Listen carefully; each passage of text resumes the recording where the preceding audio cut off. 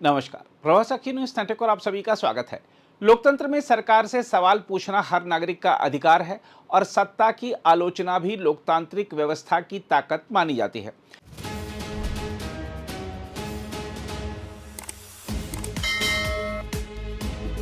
लेकिन जब विरोध की भाषा शालीनता की सीमा लांघकर व्यक्तिगत अपमान में बदल जाए, जब तर्क और तथ्यों की जगह गाली गलौज और कटाक्ष ले लें और जब वरिष्ठों के सम्मान जैसी बुनियादी सामाजिक मर्यादाओं का भी मजाक उड़ाया जाने लगे, तब यह सवाल उठना स्वाभाविक है कि क्या यह लोकतांत्रिक विरोध है या फिर अभिव्यक्ति की आज़ादी की आड़ में सभ्य संवाद की संस्कृति को कमजोर करने की कोशिश है।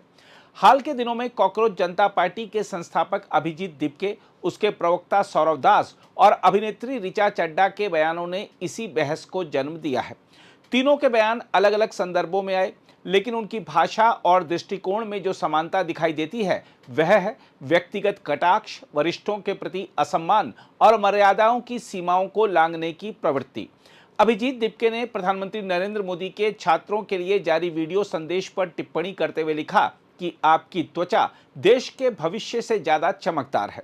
यह टिप्पणी ऐसे समय आई जब प्रधानमंत्री ने परीक्षा प्रणाली को विश्वसनीय बनाने और पेपर लीक पर अंकुश लगाने के लिए पारित कानून को विद्यार्थियों के हित में एक महत्वपूर्ण कदम बताया था। देखा जाए तो कोई भी व्यक्ति सरकार की नीतियों की आलोचना कर सकता है, कानून की प्रभावशीलता पर सवाल उठा सकता है या सरकार से जवाब मांग सकता है, लेकिन किसी के व्यक्तित्व या शारीरिक स्वरूप पर टिप्पणी करना क्या स्वस्थ लोकतांत्रिक आलोचना कहलाएगी? क्या इससे छात्रों की समस्या का कोई समाधान निकलता है? यह भी एक बड़ा प्रश्न है कि शिक्षा मंत्री धर्मेंद्र प्रधान के इस्तीफे की मांग पूरी होने के बाद क्या दीपके और उनके सहयोगी इतने आत्ममुग्ध हो गए हैं कि अब देश के निर्वाचित प्रधानमंत्री के लिए भी घटिया और व्यक्तिगत भाषा का इस्तेमाल सामान्य मानने लगे हैं? जिस नेता को दुनिया में सबसे अधिक वोट प्राप्त कर लोकतांत्रिक जनादेश मिला हो, उसके साथ असहमति पूरी तरह स्वीकार्य हो सकती है, लेकिन क्या उसका अपमान लोकतांत्रिक अधिकार की श्रेणी में रखा जा सकता है? सौरव दास का बयान इस बहस को और गंभीर बना देता है। जब उनसे प्रधानमंत्री नरेंद्र मोदी और उनकी दिवंगत माता के खिलाफ इस्तेमाल हुई अपमानजनक भाषा पर सवाल पूछा गया तो उन्होंने कहा कि उन्हें इसमें कुछ भी आपत्तिजनक नहीं लगता और लोकतंत्र में जोख को स्वीकार करना चाहिए। देखा जाए तो अभिव्यक्ति की स्वतंत्रता लोकतंत्र का आधार है, लेकिन किसी दिवंगत व्यक्ति या किसी के परिवार के प्रति अपमानजनक टिप्पणियों का समर्थन करना अभिव्यक्ति की स्वतंत्रता नहीं बल्कि सार्वजनिक संवाद के स्तर को गिराना माना जाएगा। लोकतंत्र में तीखी आलोचना की पूरी गुंजाइश है, लेकिन व्यक्तिगत अपमान और विशेषकर दिवंगत परिजनों को निशाना बनाना स्वस्थ राजनीतिक संस्कृति का हिस्सा नहीं माना जाता। भारत के मतदाताओं ने बार बार यह संकेत दिया है कि वे नीतियों पर बहस चाहते हैं, लेकिन व्यक्तिगत अभद्रता को पसंद नहीं करते। राजनीतिक इतिहास में अनेक उदाहरण हैं जहां तीखी व्यक्तिगत टिप्पणियों की तुलना में मुद्दों पर आधारित राजनीति को अधिक स्वीकार्यता मिली।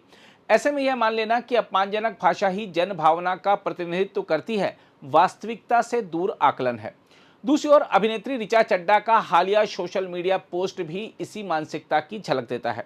उन्होंने वरिष्ठ नागरिकों के बारे में टिप्पणी करते हुए लिखा कि केवल उम्र के आधार पर सम्मान नहीं मिलना चाहिए, और अपनी बात को स्थापित करने के लिए उन्होंने ऐसे शब्दों और उपमाओं का प्रयोग किया जो कि अपमानजनक और असंवेदनशील थी। किसी व्यक्ति का सम्मान केवल उम्र से नहीं, उसके आचरण से भी जुड़ा हो सकता है। यह तर्क अपनी जगह है, लेकिन क्या इस विचार को व्यक्त करने के लिए पूरे वरिष्ठ वर्ग का उपहास उड़ाना, उनकी शारीरिक स्थिति पर कटाक्ष करना और उन्हें अपमानित करने वाली भाषा का प्रयोग करना उचित माना जा सकता है?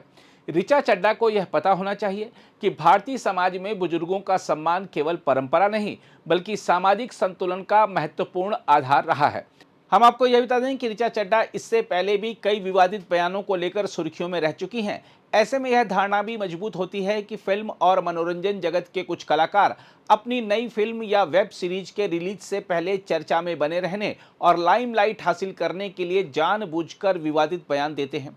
देखा जाए तो सरकारों से सवाल पूछना आवश्यक है, आंदोलनों का होना भी लोकतंत्र का हिस्सा है और सार्वजनिक हस्तियों की आलोचना भी पूरी तरह वैध है, लेकिन यदि आलोचना की भाषा ही अपमान में बदल जाए, यदि असहमति की जगह व्यक्ति और उसके परिवार को निशाना बनाया जाए और यदि वरिष्ठों के प्रति सम्मान को ही पिछड़ापन बताने की कोशिश होने लगे, तो यह केवल राजनीतिक या वैचारिक बहस नहीं रह जाती बल्कि सामाजिक संस्कारों के क्षरण का संकेत बन जाती है। आखिरकार लोकतंत्र केवल अधिकारों से नहीं चलता बल्कि जिम्मेदारियों से भी चलता है। अभिव्यक्ति की स्वतंत्रता जितनी महत्वपूर्ण है उतनी ही महत्वपूर्ण संवाद की मर्यादा भी है। असहमति का अधिकार लोकतंत्र को मजबूत करता है, लेकिन अभद्रता और व्यक्तिगत अपमान किसी भी लोकतांत्रिक समाज को मजबूत नहीं बल्कि कमजोर ही करते हैं। अगर आप भी लेना चाहते हैं देश दुनिया की तमाम जानकारी तो आज ही सब्सक्राइब करें हमारे चैनल को। साथ ही नीचे दिए बेल आइकन को जरूर दबाएं ताकि हर अपडेट आप तक पहुंच सके।